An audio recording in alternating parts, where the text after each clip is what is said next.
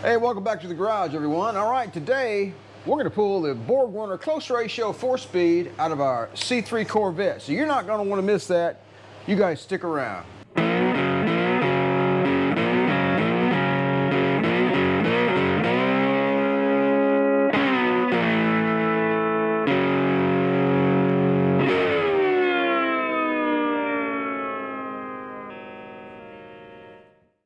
So, first thing we're going to do is take this exhaust system off of here because I'm not going to bang my head into it anymore. And then we'll be able to get, it'll just make everything easier before we get the transmission out of here. I was just thinking that, and I was like, you know what, that exhaust is in my way. It's got to go. Now, what is this exhaust? It is a, I believe it's Allen stainless. I think that's the brand name on it. I've had it for, I don't know, since, let's see, it's not been on here about 15 years. It's a chambered exhaust system. This was an option on some of the late 60s GM, I guess you might say pony cars or Trans Am cars, Camaro, Firebird, stuff like that. And you look it up on YouTube. There's videos on chambered exhaust, and it gives a really choppy, really angry, choppy exhaust note. It's pretty bad to the bone. So it sounds great at idle, but on the highway it just drones like crazy. The last trip I took in this car, I wore hearing protection. It's that bad. So it makes the whole car, the whole inside of the car just terrible. So it's got to go. And I put it together with clamps, but I use that special exhaust goop on the joints. So it's not going to come apart easily. So Sawzall.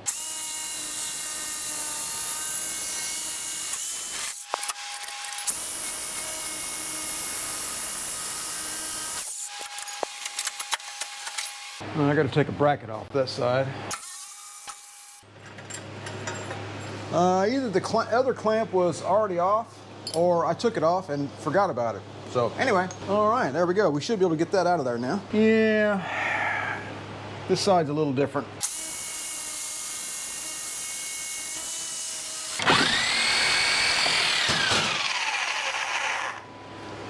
Whoopsie. Well, that was much easier. Yeah, we'll put that up on the street. It'll be gone in 5 minutes. So ultimately, the exhaust system I'm going to put on this car, I haven't decided exactly what I'm going to do yet, but it's going to be pretty cool. So, all right, let's move forward and get this transmission out of the car. All right, if you don't have a factory service manual for your vehicle, I'd recommend it. So this is 1978 Chevrolet, covers Chevrolet. When Chevrolet says Chevrolet, they mean they're full-size cars. Malibu, Camaro, Monte Carlo, Nova, and Corvette. And by Chevrolet, I mean that encompasses Impala and Caprice, things like that, big station wagons. And then it mentions the other smaller cars by name. That's just the way they used to do things. So anyway, and anytime it references the Corvette, you're always going to want to look for the Y series instructions. So here's a procedure for pulling the transmission out of this car. Disconnect the battery. Done. From the inside of the vehicle, remove the shifter ball, spring, and T-handle. Remove the console trim and raise the vehicle on a hoist. I was sort of doing this backwards, wasn't I? Well, anyway, let's go ahead and get started. I'm going to go ahead and pull the shifter out of the interior. All right, so we're going to remove the shifter and the trim panel. I'm not entirely sure why they say remove the trim panel. Almost makes me think that maybe the previous year's shift panels just had this portion you could remove, but on this car it's basically from here to here, and it's kind of a pain, really. I've done it a number of times, but don't look forward to it because it's just kind of a pain. So anyway, shifter comes out of one of these cars really easily. The ball just unscrews, and this is what they call black chrome, I think, and it's pretty cool. So we'll just leave all this stuff down in the floorboard there. And that little T for the reverse just comes out like that. You know what? I think I'm going to put it in the glove box so that I can forget I put it in there later and then hunt like a madman to find it. All right, so I was thinking for some reason that last time I took this off, there was a lot more, you know, more came out than that. So I guess taking the trim panel off would be a good thing after all. So let's go ahead and do that next. And we're going to take the side panels off.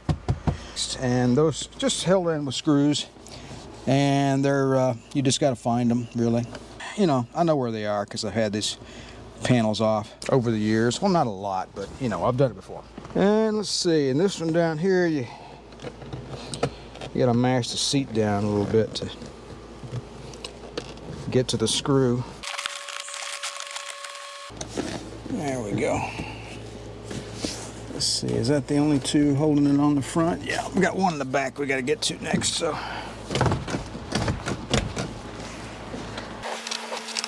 All right, there's a screw back here somewhere. There it is, down low.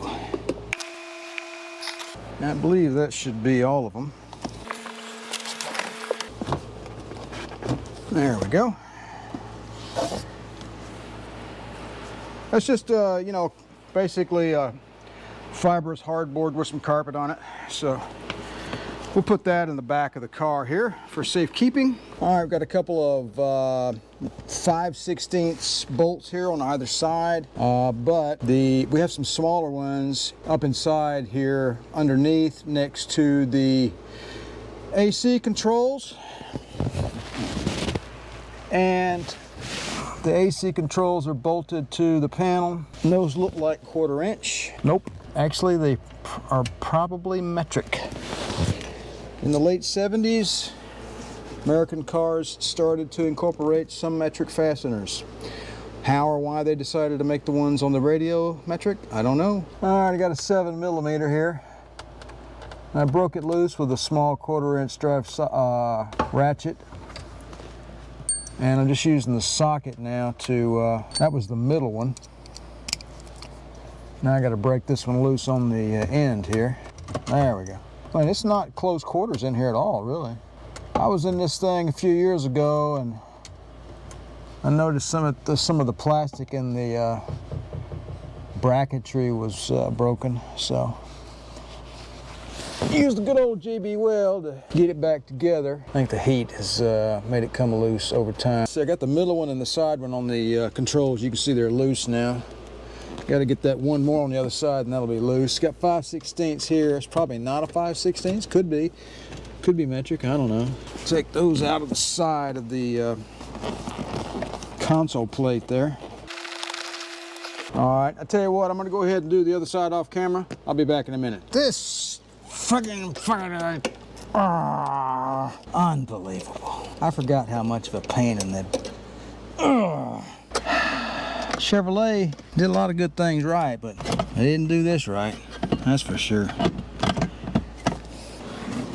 It's not convenient. Not really. There we go. Put that in the battery compartment so we can short it out. All right. Just take the console trim panel off. It's no big deal. Not a problem. Not a problem for a seasoned veteran. No big deal at all. Let's see if we can get these, where's my glasses at? Here we go. Let's see if we can get these power window connectors off without breaking anything. That's the trick on these old cars, folks. Getting stuff off without breaking it. Gently, gently. This stuff is all original. Probably ought to put some WD-40 down in there before I started that. But oh well. We got it done. Console trim panel removed. If you ever wanted to see the underside of a C3 Corvette console trim panel, not that that's an exciting thing. You know, but there you go. Let's put that in the back too. Well, there you go. I wonder if I ought to take this this surround off here too. Let's follow the book. Let me go look at the book. All right, so the next step was to remove the exhaust, which we already did. Disconnect the drive shaft from the transmission, which I already did. And then remove the slip yoke from the back of the transmission. How hard could that be? Let's see, how much oil are we gonna get? No, we're not gonna get any, I don't guess. That's cool. See a few wear marks or witness marks, I think, there, but I'm not sure if that's good or bad or indifferent. I don't know. We'll do a little research and find out. All right, next step is to remove the rear bolts from the bracket to the mount, which, and I did that in the previous video. So, and we're going to raise the engine slightly, which will lift the transmission off of the rear bracket. All right, let's get this transmission mount out of here, if we can. Guess I'll raise it a little more. There we go. All right, so we're taking this little, I believe it's the reversing switch, little wiring harness there for the reverse signal. I reckon we'll just let that dangle.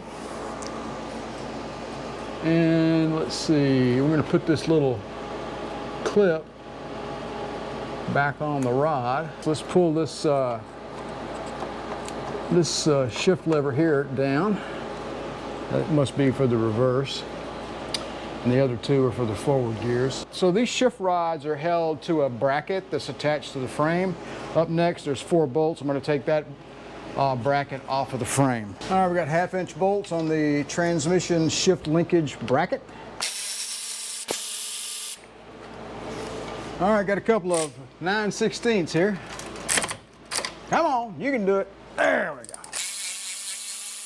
Those go into stationary or, you know, those,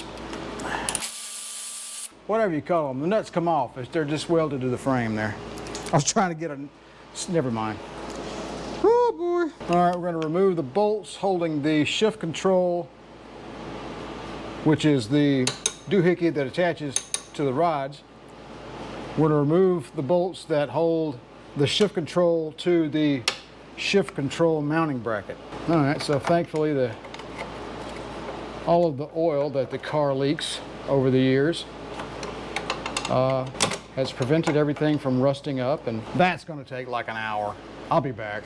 All right, I think I misinterpreted the directions. Clearly I missed these 2 bolts up in here that go to shift control mounting bracket.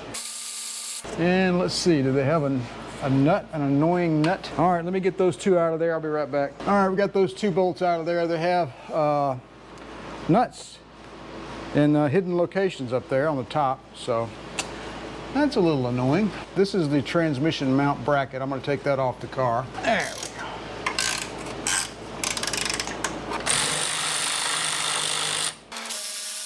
go. Boy, it's nasty under here. Get with the program. There we go. Sometimes I fast forward through steps, you know. I don't much like skipping steps because it's just not real, man, you know.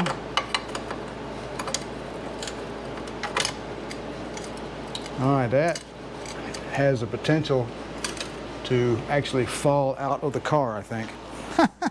This should, yep, it just comes right out. So don't do it.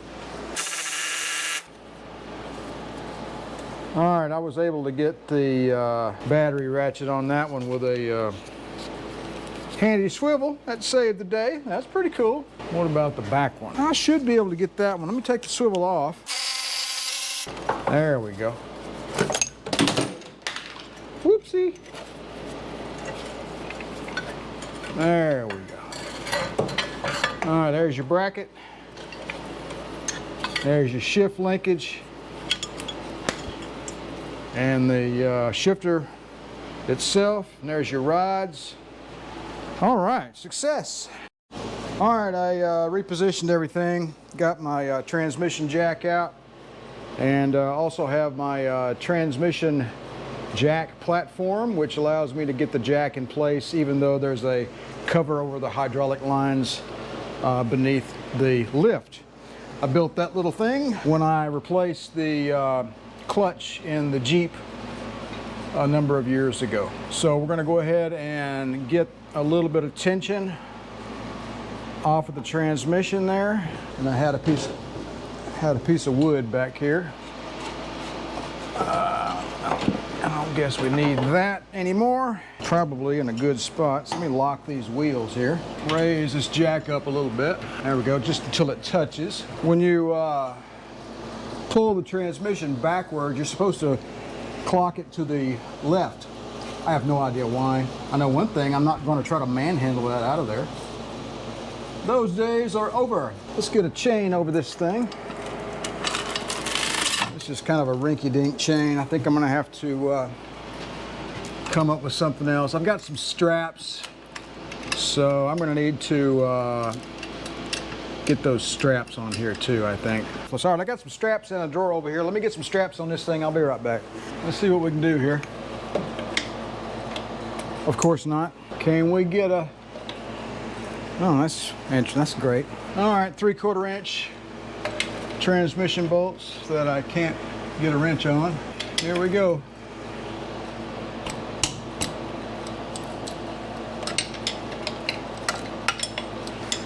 That's kind of a tight spot, that lower bolt. That's some big old bolts right there. There we go.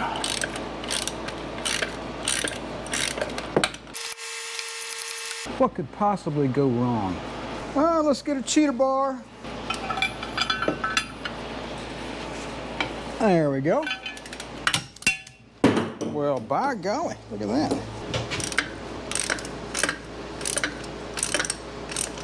All right, that's under a little tension right there, so let's raise it a little bit.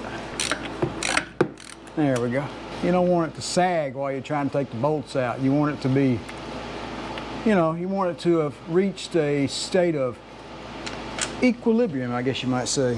I actually had the clutch replaced in this car right after I bought it, mostly because I didn't know what I was doing. As I recall, AMCO charged me right at $1,100. Actually, I take that back. I told him, I said, you know, why, if you're gonna have the transmission out, you might as well just rebuild it.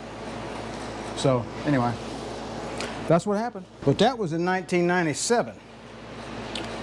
So $1,100 was a pretty steep bill at the time. I shudder to think that what it would cost me today. Let's see, how do you do this again? How do you do that? Let's give it the old double wrench action there. There we go. Let's see, let's unlock the wheels, lower it just a tad. Okay, I think I need to lower it a little more. Let's see. Looks like I got a little gap on the bottom there. There we go. Got a little upward tension on it. Maybe that's our equilibrium now. So it should move rearward, or not. What am I doing wrong? I may just quit for the day.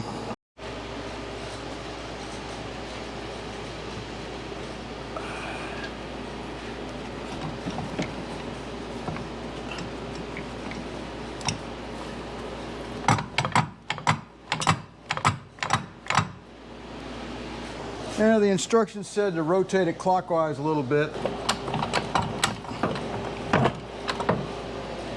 There we go. We got it separated. I'm gonna try to keep out of the camera here. There we go. She's loose. Yeehaw! Let me tighten up my strap here. Let's see now. What we're gonna do now, Monron? I think. Let's see. Okay. I think I need to scoot it back a little more, and then lower the front down, and then the transmission will fall off of the jack stand into the floor and bend the input shaft, and then I'll buy a new one. We could do it that way. I'll be back in a minute. The pucker factor is kind of high right now, so just relax. All right, I got me some extra straps on there. Pretty mundane activity, really. Got the transmission pulled back on the jack some more so that the shaft clears the clutch housing. I think that's about as far back as I can go. All right, let's lower the whole thing down a little bit, see if we can get rid of some of this interference. I may have to do this with two people. You're supposed to lower the front down a lot, actually, to get the tail housing of the transmission to clear the frame of the car. All right, so this is what I'm doing since I don't have a helper here. This is like 70 pounds. I'm not going to try to, what you have to do is you bring it back this way, you take this jack out of here. That's just not helping. This has to come down forward like that and basically bench press it. I'm not going to do that. I'd need a helper. I don't have one here, so I'm thinking to myself, if the clutch housing was simply not in the way, there wouldn't be a problem. So why not just do that? You know, why can't we just take the clutch housing off? You could slip it back a little bit and just kind of maneuver it out of the way. Why could you not do that? Well, we're going to find out. So I already got the driver's side clutch housing bolt off on the top. Gonna work on the passenger side one now. Got to do it by feel. There we go. Don't move now. There.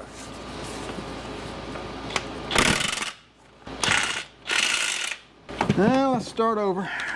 You don't want to tear the bolt up. It's going to take a while. All right, I used my big breaker bar and a regular socket and ratchet. The battery ratchet was a bit too ungainly. Well, that was a challenge. Continue on with these here on the side. A little easier to get to. Let's see, this bottom one's a little stubborn. There we go. Yeah, the shop that